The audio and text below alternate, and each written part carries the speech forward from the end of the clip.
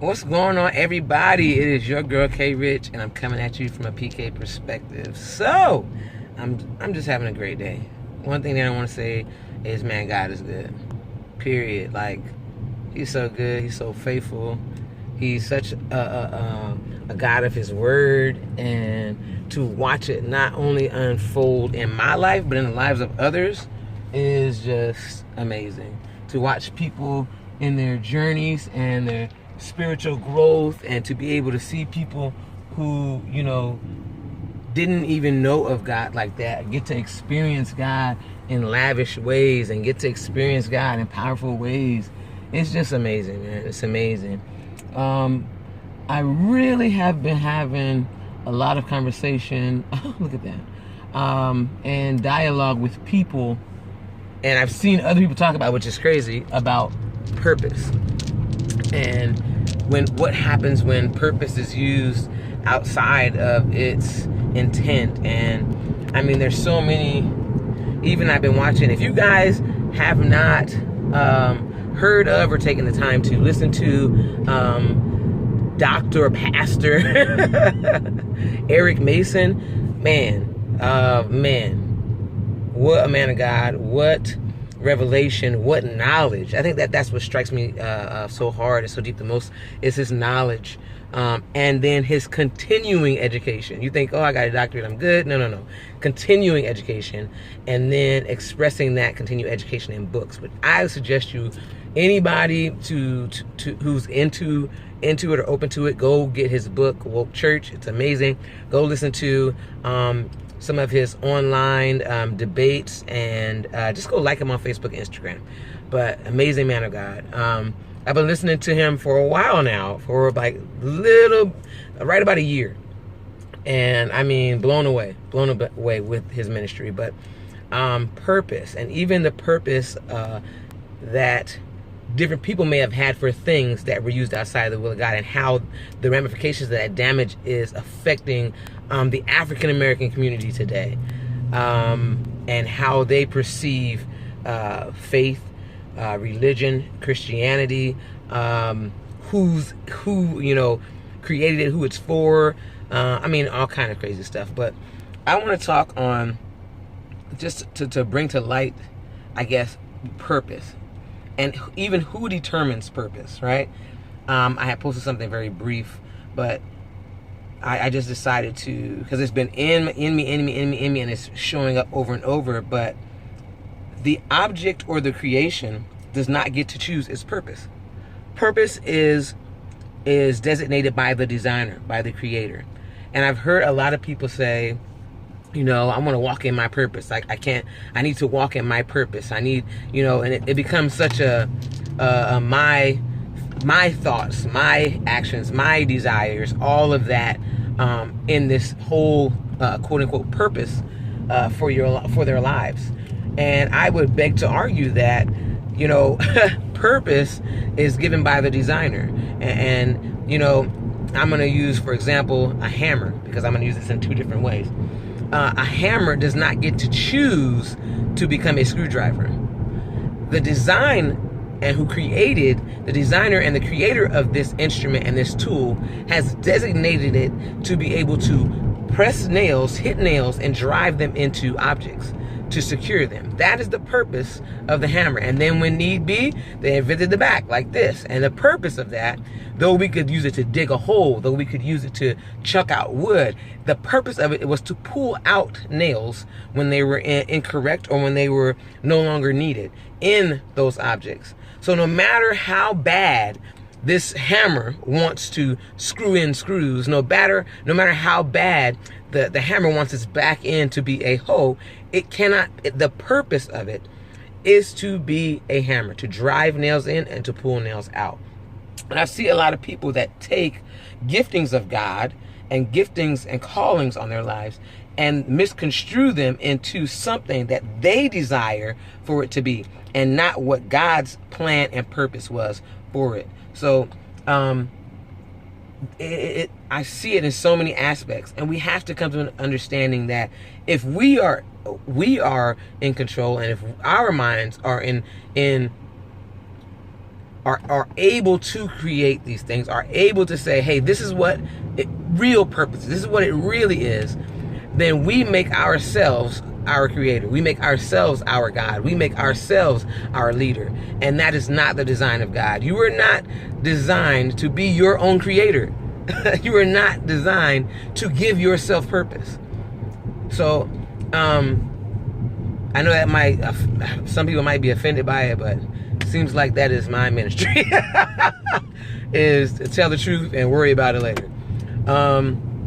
But don't be misconstrued by the ideologies of the day that say, hey, go do whatever you want, be anything, you're in control of everything. You get to those, and those type of ideologies and thinking, and that is incorrect if you believe yourself to be a Christian. So the world, that's a whole nother. I'm talking to Christians. If you believe yourself to be a Christian, then God is not only, or Jesus is not only your Savior. I've said this multiple times, but he needs to become the Lord of your life. If I am a follower of Christ, a Christian, that means I'm following his laws, I'm following his way, I'm following his command. He is the Lord of my life, not just my Savior, because he's everyone's Savior, but he's not everyone's Lord. And that's by their own personal choice. When he becomes your Lord, you fall under his authority, under his rule, under his way. And if you're saying that that's what I am, then you have to fully submit. Not just submitting in the areas of comfort, not just submitting in the places where, oh yeah, I'm cool with that, it makes sense to me. One thing that I was taught as a child was that obedience is not, or understanding is not a prerequisite of obedience. And then it was fortified in the United States Army. That was just do it because I said so, right? But when you are submitted to an authority, that is what you do. That is how it goes. It's, yes, God gives us wisdom and understanding. Yes, God has a plan, and he's not out here just being some weird, evil dictator. But it is not our job to question his sovereignty. It is not our job to question his methods. Now, when you develop relationship with God, in your obedience, he will begin to reveal things to you. But I'm telling you, I have not seen a passage where God did the work and then he let the person who understood it then go. He usually says go. And as you're going, the work is going to be revealed, it's going to be done. Also, we have got so caught up in this day and age with our desires, our preference. And it's crazy that we'll take our desires and our preferences and let them, supersede God's desire. So his purpose for your life, his desire upon your creation was his preference for you. Whatever that may be, that you're struggling with I don't want to do it that way, I like it this way. That's a preference. I feel like, God understands, and I feel like fornication is okay. That's a preference. I believe that, God is somehow now changed his mind, and I can commit these sins because I feel like he understands, and he's so full of love that I can do these things, even though he says not to. That's a preference. I desire that. I know I'm going to live this lifestyle of homosexuality, and God says, no, this is my sexual preference. So we have to get out of our preference and let God's purpose supersede that, and let his preference be that leading focus in our life. Whatever his preference is, whatever is his original intent, his original purpose for you. So I just don't want people out here deceived into believing that somehow, and and only in this generation and only for certain people, that God has said, you know what? Let it ride. I'm going to send all the rest of these people, who have sinned against me. I'm going to judge them. But now, I don't know. I'm kind of feeling schizophrenic. I'm a little bipolar. And I'm going to let this that I have called sin from the beginning be okay. Or I'm going to let this thing that I've said for eons no longer be sin. And, the people that are, already judged for it or being in judgment for it, I'm just going to wipe that, let them go to hell and everybody else is good to go. Like, no, God is not schizophrenic. God is not bipolar. God is not second guessing himself. God has not changed his mind.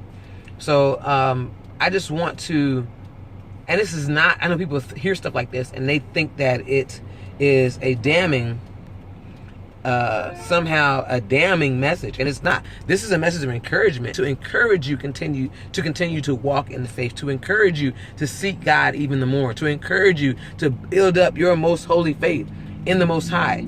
Like, it's not about, oh, you're wrong and we're over here right, and people always take that as a damning thing and don't see the love in correction. I dare not say that I love you and then let you fall off and do whatever. My love for you is going to sit out here and say, hey, let me show you how to do this correctly. Let me show you. Just like I tell people, it's like parenting. You cannot sit here and say if someone is correcting you or someone is chastising you that they don't love you, when you know your parents love you and they corrected you and they chastised you. Discipline is love. I will let you be willy-nilly and reckless, and then that, and in that you could say, I did not love you, because I don't care about your outcome. I don't care about, you being well, you being whole, you having understanding. But for someone to say, hey, I love you enough to say, I see you going down the wrong path or in the wrong way, and I'm going to block that for you by giving you knowledge and encouraging you to walk this thing out and to build your faith. So see this as a message of love, and understanding. I want you to have understanding. I want you to have wisdom. I want your faith to be built up so that you're not just out here living any old kind of life, or out here thinking and assuming that you're doing the right thing and you're doing the wrong thing. Remember, that hammer was created with a purpose. It did not get created and then choose its own purpose. So let's remember that we have to go to our Creator to truly understand and see our purpose. We don't get to make it up along the way. We don't get to change it as we go. We don't get to edit and omit as we go. Your purpose given by God is His original intent, His original preference for your life. So be encouraged that He has a purpose for you. Be encouraged that He knew that you were going to be in this place, in this time, in these situations. Be encouraged that He has already made a way for you in the midst of whatever that is. Okay? I'm going to touch really quick on something because I kind of blew past it when I was talking about. But as I was saying, like Christianity, and people are really questioning, should African Americans believe it? Is it the white man's religion? Should we not go back to some ancestral religion or something because it was forced, here, it was done this way? And I'm going to use that same illustration of a hammer. So let's say we know the purpose of a hammer. We went over that. It's to hammer in nails, to pull out nails. That's the purpose of a hammer. But let's say I know the purpose of a hammer, but I say, you know what? I'm going to take this hammer and I'm going to bust such and such upside the head with this hammer. And everybody that comes by, I'm going to use this hammer, just me, and I'm going to bust people in the head with this hammer. Does the hammer become evil? Does the hammer's purpose change? And the answer is unequivocally no. It still has its original purpose, its original intent. Now, has it been perverted? Yes. Has it been used outside of its original intent? Yes. Has it been taken out of context? Yes. Has it been used as a weapon now instead of an instrument or a tool? Yes. But the purpose of the hammer remains the same. So we look at how people wielded Christianity to try to use it as some type of subjugating material to bring people down, to bash people, to enslave others, to draw down. Yes, it was used in those ways and with malicious intent by certain people.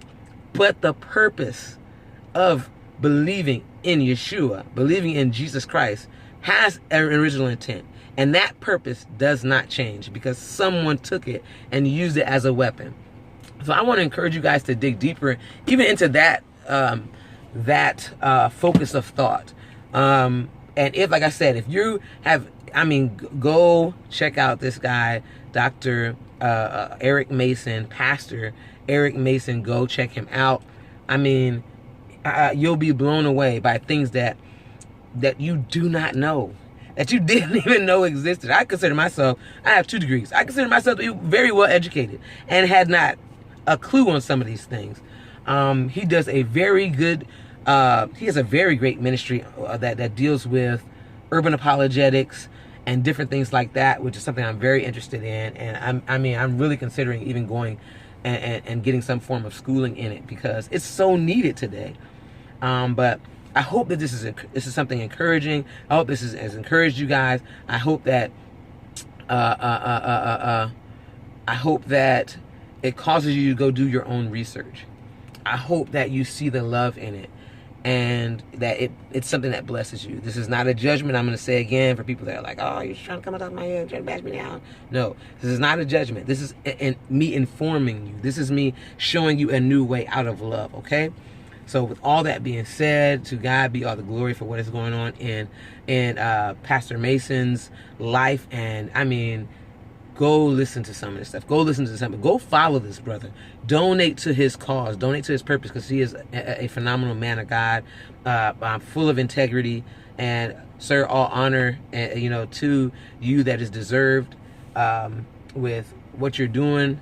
And just, you guys, go dig, go do research, go read, go, actually study, do some hermeneutics, study for yourselves, okay? All right? I love every one of you guys, and have a great night. Peace. Go be great.